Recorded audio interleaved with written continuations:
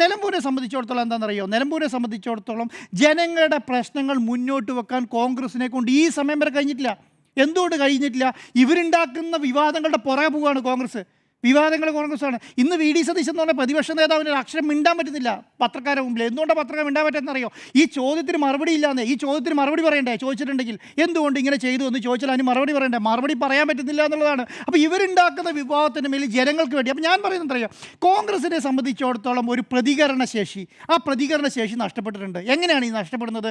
ജനങ്ങളുടെ കൂടെ നിൽക്കുക, ജനങ്ങൾക്ക് അധികാരി സമരം നടത്തുക. ഞാൻ പറഞ്ഞില്ലേ, ഇപ്പം മറ്റേ ആ പയ്യൻ മരിച്ചല്ലോ, ഷോക്കേറ്റിട്ട് അനന്ത് മരിച്ചല്ലോ.